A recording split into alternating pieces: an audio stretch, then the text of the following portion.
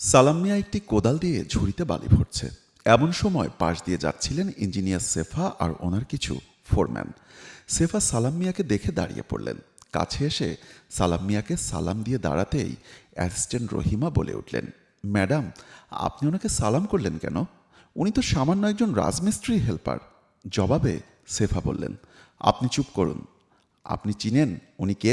উনি সামান্য না, উনি অসামান্য একজন স্কুল মাস্টার। স্যার, কেমন আছেন? আমাকে চিনতে পেরেছেন? জবাবে সালাম নিয়ে বললেন, না মা, আমি তোমাকে ঠিক চিনতে পারলাম না। কে তুমি? আমি সেফা, আপনার স্টুডেন্ট। সেফার কথা শুনে সালাম মিয়া বললেন, তুমি করিম মিয়ার মেয়ে সেফা? হ্যাঁ স্যার। সালাম মিয়া হাসি দিয়ে বললেন, তুমি আমাদের স্কুলের ব্রিলিয়ান্ট স্টুডেন্ট ছিলে। এক রোল কখনোই কাউকে নিতে দাওনি, সবসময় তুমি এক রোল নিয়ে থেকেছ। তা তুমি এখন কি করছো মা? স্যার, আমি সিভিল ইঞ্জিনিয়ার।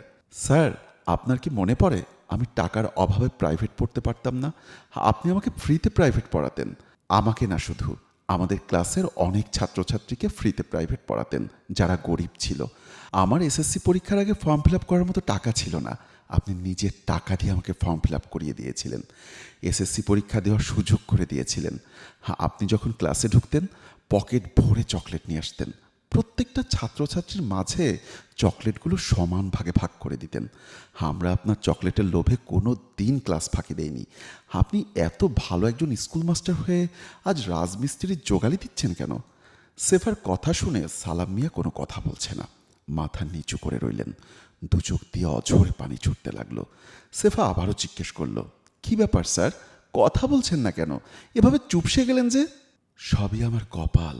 আমার কপাল আজ আমাকে রাজমিস্ত্রির জোগালি দেওয়াচ্ছে।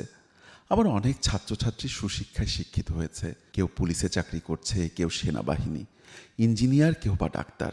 কিন্তু আমার ছেলেকে আমি মানুষ করতে পারিনি। ও হয়েছে একটা অমানুষ। কেন? আপনার ছেলে কি করেছে আমাকে বলুন স্যার। আমার স্থাবর অস্থাবর যা কিছু ছিল সব কিছু আমার ছেলে আমার গলায় ছুরি ধরে লিখে নিয়েছে। আমি রিটায়ারমেন্টের যে টাকা পেনশন পেয়েছিলাম, ভেবেছিলাম এই টাকা দিয়ে বাকি জীবন কাটাবো। আমার ছেলে সে টাকাটাও আমার কাছ থেকে ছিনিয়ে নিয়েছে। তাই তো রাজমিস্ত্রির জোগালি দিয়ে জীবিকা নির্বাহ করছি।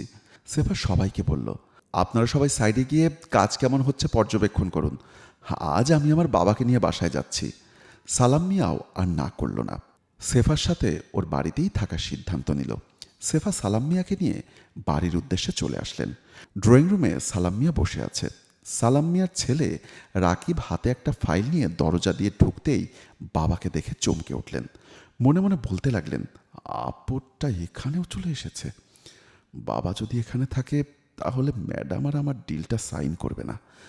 আর আমি যদি এই ডিলটা না পাই তাহলে 2 কোটি টাকা লোকসান হয়ে যাবে। না না, যেভাবেই হোক এই লোকটাকে এখান থেকে বিদায় করতেই হবে। কথা বলে ড্রয়িং রুমে প্রবেশ করলো। বাবা সামনে গিয়ে বলতে লাগলো, তুমি এখনো আমার পিছে লেগে আছো? তুমি জানো এই বাড়িটা কার? Engineer safer. আজ ওনার সাথে আমার 2 কোটি টাকার একটা ডিল হবে। উনি যদি জানতে পারে তুমি আমার বাবা, তাহলে এই ডিলটা উনি আমাকে কখনোই দেবে না। বাড়ি থেকে ঘাট ধাক্কা দিয়ে বের করে দিয়েছি, তাতেও তোমার শিক্ষা হয়নি। এখন এই মুহূর্তেই বাসা থেকে তুমি বের হয়ে যাও। এদিকে দরজায় দাঁড়িয়ে রাকিবের সমস্ত কথাই শুনতে পেল সেফা। সেফা গলায় একটা কাশি দিয়ে ভেতরে প্রবেশ করলেন। সেফাকে দেখে রাকিব সালাম দিয়ে হাতের ফাইলটা সেফার হাতে দিলেন। সেফা ফাইলটা নিয়ে কাগজগুলো ছিঁড়ে রাকিবের মুখে ছুঁড়ে মারলেন। রাকিব অবাক হয়ে গেলেন, বলতে লাগলেন, ম্যাডাম, এটা আপনি কি করলেন? আমার ফাইলগুলো ছিঁড়ে ফেললেন? এই ফাইলে 2 কোটি টাকার বাজেট আছে।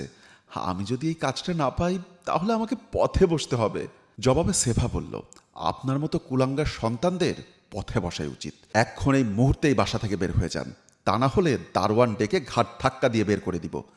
রাকিব কি করবে ঠিক বুঝে উঠতে পারছে না, তাই বাবাকে বলতে লাগলো, বাবা, তুমি একটু ম্যাডামকে বুঝাও না।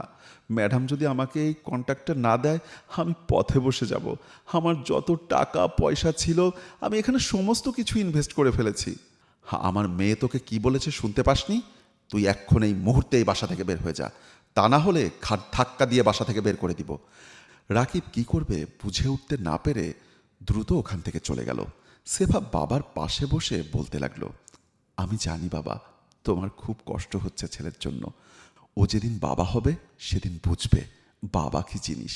বন্ধুরা, আমাদের এই গল্পটি যদি আপনাদের ভালো লেগে থাকে তাহলে অবশ্যই লাইক, কমেন্টস এবং শেয়ার দিয়ে আমাদের পাশেই থাকবেন। খুব শীঘ্রই আবারও কোনো নতুন গল্পে আপনাদের সাথে দেখা হবে।